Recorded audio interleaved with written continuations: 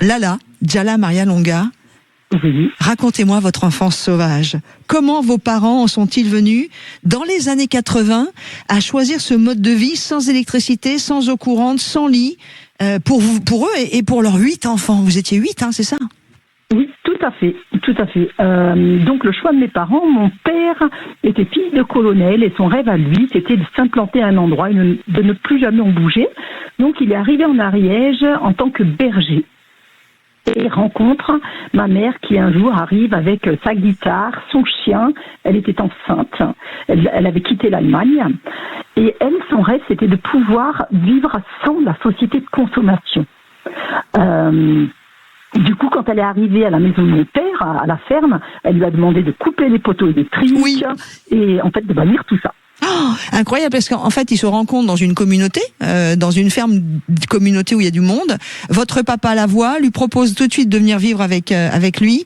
Il y a une autre ferme qui est en train d'être disponible. Il y a des poteaux électriques, il les coupe et il y a rien dans la maison. C'est-à-dire que racontez-moi, vous êtes élevé. À quoi ressemblaient vos journées ordinaires pour vous, enfants, dans ces conditions? Pas d'électricité, pas de lit, pas d'eau courante. Racontez-moi. Oui. D'ailleurs, pour pouvoir vivre en fait en autarcie, il faut être une fourmi et pas une cigale. Du coup, on travaillait énormément et effectivement, il n'y avait rien parce que le matin, l'eau était gelée dans le verre, on mettait des sabots aux pieds, il y avait... Si vous voulez, on travaillait énormément. Donc on se levait au lever du jour et on se couchait à l'aube et on travaillait. Chacun avait des tâches bien réparties. Donc l'hiver, il fallait laver le linge au lavoir, il fallait faire à manger sur le feu, chercher le bois dehors. L'été, c'était au foin.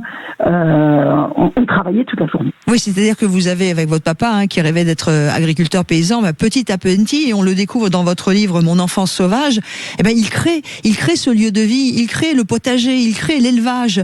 Petit à petit, vous êtes en autonomie. Alors, il y a des moments dans votre livre qui sont incroyables, c'est quand vos grands-parents viennent, soit la maman de Barbara, qui est le prénom de votre maman, sa propre maman arrive d'Allemagne, et quand elle voit dans la maison dans laquelle vous vivez, du coup, elle décide d'aller à l'hôtel parce qu'elle peut pas vivre, ne serait-ce que dormir une nuit là-bas.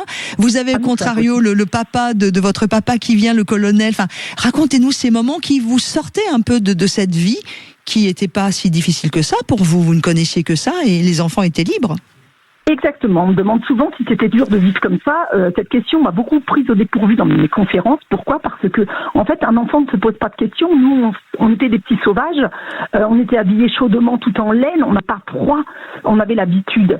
Par contre, quand on avait nos grands-parents, effectivement, qui venaient de l'extérieur, pour nous, c'était une grande joie. Et puis, on voyait autre chose. C'était nouveau pour nous.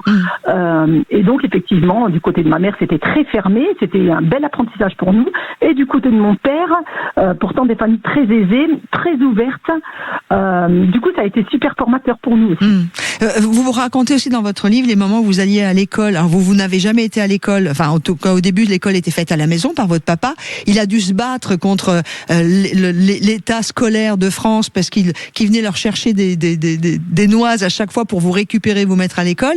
Et vous racontez dans un extrait que j'ai adoré le livre. Je l'ai pas fini, mais alors quel bonheur ce livre, Mon enfance sauvage de Djala Maria Longa. Ça permet aussi de regarder la vie un peu différemment. Tous nos ados devraient le lire d'ailleurs, parce que vous dites que les autres petits-enfants, quand vous alliez à l'école pour un rendez-vous avec votre maman, vous se moquaient de vous.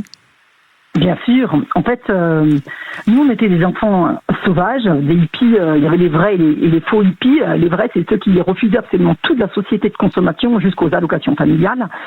Du coup, sur notre look, ça se voyait. On était vraiment tout en laine. On marchait pieds nus. L'été, on était tout nus. Et donc, quand on arrive à l'école, tous les enfants nous regardent. Ah, c'est l'enfant de hippie. Et puis, donc, ils commencent à se moquer gentiment. Ma mère ne s'en rend pas compte. Et moi, bien sûr, je rougis, je me cache derrière ma mère.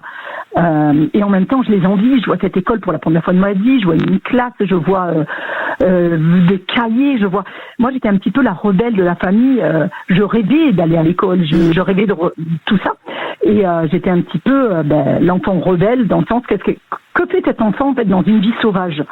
Et donc cette école pour moi c'était oui bien sûr je regardais tout avec des grands yeux, mais je n'ai pas pu exprimer ma joie à cause de ce voilà. Voilà. Aujourd'hui, Djala, quel regard vous portez sur cette enfance différente ? bien, en fait, aujourd'hui, je me rends compte que cette enfance, elle m'a appris à être très proche de la nature. Je me rends compte qu'elle m'a appris aussi à être résiliente. Elle m'a donné beaucoup de courage et quand je me retourne en fait sur mon parcours, je me dis waouh, en fait cette enfance, elle m'a apporté énormément de courage. On est en Ardèche, hein, j'ai oublié de le préciser. Non, en Ariège. En Ariège, pardon, excusez-moi, on est en Ariège, pardon. Il fallait bien que je fasse une boulette de phonétique. Aujourd'hui, vous travaillez, vous êtes enseignante. Hein. Oui, en fait, je suis éducatrice scolaire. Je suis dans une structure où les jeunes sont en rupture scolaire. Et donc, moi, je suis sur la partie d'enseignement général. Et du coup, voilà, je me retrouve à faire de l'enseignement général avec des jeunes qui sont plus du tout dans le circuit, qui n'y trouvent pas le sens et qui sont, voilà, certains ne peuvent même plus tenir un stylo dans leurs mains. Merci beaucoup, Djala Maria Longa. Et je vais rappeler ce livre extraordinaire.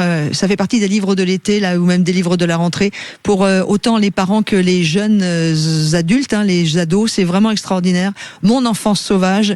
Quelle vie. Merci beaucoup d'avoir été avec nous sur Sud Radio. C'est moi qui vous remercie. Bonne journée. Et de votre plume aussi. Hein, je rappelle l'autre livre qui s'appelle Terre Courage. Donc n'hésitez pas à vous acheter ces 2 livres-là. C'est aux éditions Glénat.